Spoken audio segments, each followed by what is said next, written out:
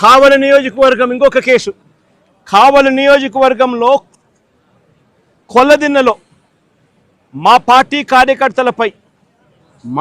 కార్యకర్తలపై Telugu Desam party వాళ్ళు దాడులు చేస్తే బాధితులను పరామర్శించి పోలీసులు పక్షపాత వైఖరిని తాను ఎండగడితే దాని మీద కూడా మళ్ళీ కేసు పెట్టారు. అంటే ఒక రాజకీయ పార్టీకి సంబంధించిన తన మనుషుల మీద అన్యాయంగా తెలుగుదేశం పార్టీ వాళ్ళు దాడులు చేసినా, బాధితులను వీళ్ళు పరామర్శించినా, మా వాళ్ళు పోలీసుల పక్షపాత వైఖరిని వీళ్ళు ఎత్తి చూపించినా దాని మీద కూడా కేసు పెట్టే కార్యక్రమం జరుగుతూ ఉంది. ఇంకా ఆశ్చర్యకరమైన విషయం, ఇది నిజంగా నవ్వాలనో ఏడవాలనో కూడా అర్థం కాని దారుణమైన కేసు. 2024 ఎన్నికల సందర్భంగా అంటే ఎలక్షన్ కమిషన్ ఆధ్వర్యంలో నడుస్తూ ఉన్న పీరియడ్లో ఆ టైంలో లిక్కర్ పంచుతా ఉన్నారని కేసు పెట్టినారు. లిక్కర్ పంచుతా ఉన్నారని కేసు పెడితే తర్వాత మళ్ళీ చంద్రబాబు నాయుడు గారి ప్రభుత్వం వచ్చిన తర్వాత దాని మీద దర్యాప్తు కూడా పూర్తి చేసి ఛార్జ్ షీట్ కూడా వేసినారు కదా, అయిపోయింది కదా. మళ్ళా సంవత్సరం తర్వాత అదే ఛార్జ్ షీట్లోకి మళ్ళీ వెళ్ళి గోవర్ధన్ రెడ్డిని ఇప్పుడు ఇరికిస్తూ ఉన్నారు. ఏమయ్యా ఇది నాకు అర్థం కావడంలా. ప్రజాస్వామ్యంలో బతుకుతూ ఉన్నామా? ప్రజాస్వామ్యంలో బతకడం లేదా?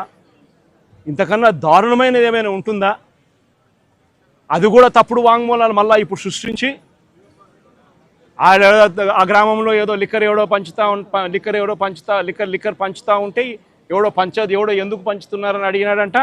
ఈయన ఎందుకు పంచుతావా అని మీరు అడుగుతారా అని కొట్టమని చెప్పి ఈయన చెప్పినాడంట అని ఇప్పుడు కేసు పెడతారు. ఎంతటి దారుణంగా జరుగుతూ ఉందో ఒకసారి చూడమని అడుగుతా ఉన్నా. మరో కేసు, అక్రమంగా క్వాడ్స్ తవ్వకాలు చేశారని కాకాని గోవర్ధన్ రెడ్డిపై పోలీసులు మరో కేసు పెట్టారు. నిజంగా ఒక మంత్రిగా ఉన్న వ్యక్తి ఒక మైన్లో క్వాడ్స్ తవ్వకాలు చేశారు అని చెప్పి కేసు పెట్టడం అంటే ఎంత దారుణమైన ఆలోచన చేయమని అడుగుతా ఉన్నా. ఈ కేసులో పసలేదు అని చెప్పి కోర్టు నిర్ధారించి A1, A2, A3లకు యాంటిసిపేటరీ బెయిల్ కూడా ఇచ్చింది. గోవర్ధన్ అన్న A4, మరి A1, A2, A3కి యాంటిసిపేటరీ బెయిల్ ఇచ్చినప్పుడు A4 వచ్చేసరికి మాత్రం ఏకంగా జైల్లో పెట్టినారు. ఆశ్చర్యం కలిగించే విషయం ఏంటంటే ఈ కేసులో ఎంత కుట్రపూరితంగా ఈ కేసు పెట్టారంటే, ఈ కేసులో ఇదే చంద్రబాబు నాయుడు గారు గవర్నమెంట్లో చేసిన విజిలెన్స్ రిపోర్టు, ఈ విజిలెన్స్ రిపోర్ట్లో వీళ్ళే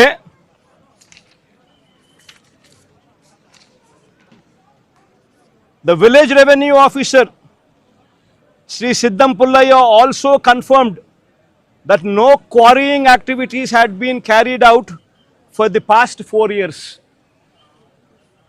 ఈ లేచిన విజిలెన్స్ రిపోర్ట్లోనే ఇదే ఊర్లోనే తాటిపర్తి అనే విలేజ్లో ద విలేజ్ రెవెన్యూ ఆఫీసర్ సిద్ధం పుల్లయ్య అనే వ్యక్తి కన్ఫర్మ్ చేసినాడంట, no quarrying activities had been carried out for the past 4 years అని. నేను అడుగుతా ఉన్నా, ఏందయ్యా ఇది నాకు అర్థం కావడం లేదంట. ఈ కేసు సరిపోదు అని చెప్పి ఈ కేసులో పసలేదని ఏకంగా SC ST కేసు పెట్టినారు. మళ్ళీ దీంట్లో మైనింగ్లో SC ST కేసు పెట్టినారు. నిజంగా ఎంత దారుణమైన వీళ్ళ పరిస్థితి ఏమిటి అని ఆలోచన చేయమని అడుగుతా ఉన్నా. సేడిజం అన్నది చంద్రబాబు నాయుడులో నరాలలో సేడిజం అన్నది ఎంతగా ఉంది అని చెప్పడానికి ఇవన్నీ కూడా నిదర్శనాలు కావా అని అడుగుతా ఉన్నా. మరో కేసు,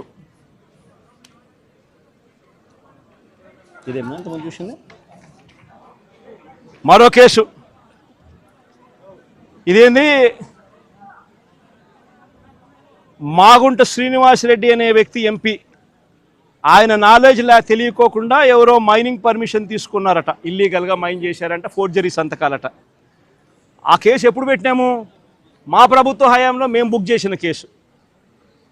మా MP అప్పట్లో మాగుంట శ్రీనివాసరెడ్డి, ఆయనకు తెలియకుండా ఎవడో ఫోర్జరీ సంతకాలు పెట్టి ఇల్లీగల్ మైనింగ్ ఏదో తీసుకొని దాంట్లో ఇల్లీగల్ మైనింగ్ చేశాడని ఒక చిన్న ఇన్సిడెంట్, దాంట్లో గ్రావెల్ ఏదో తోవినాడని చెప్పి చిన్న ఇన్సిడెంట్, దాని మీద మేమే ఎఫ్ఐఆర్ బుక్ చేసినాం. మా ఎంపీ సంతకం దొంగ సంతకం చేసినాడు అని చెప్పి మేమే పెట్టించినాం. దాంట్లో మళ్ళీ విజిలెన్స్ ఎంక్వైరీ, ఆ విజిలెన్స్ ఎంక్వైరీలో విజిలెన్స్ వాళ్ళు క్లియర్ కట్గా దీంట్లో చవ్వా చంద్రబాబు నాయుడు, ఆయన పేరు కూడా చవ్వా చంద్రబాబు నాయుడు, ఆ ఫోర్జరీ చేసినోడు కూడా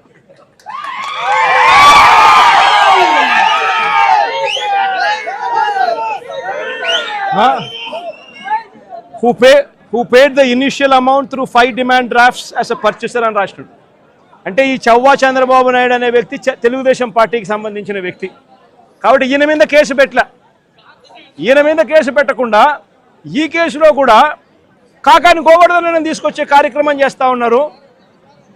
ఆశ్చర్యం కలిగించే విషయం, సాక్షులు ఎవడనంటే చవ్వా చంద్రబాబు నాయుడు అనేవాడు సాక్షి అంట. అంటే తెలుగుదేశం వాడు సాక్ష్యం, తెలుగుదేశం వాడు సాక్ష్యం ఇవ్వడమేంది?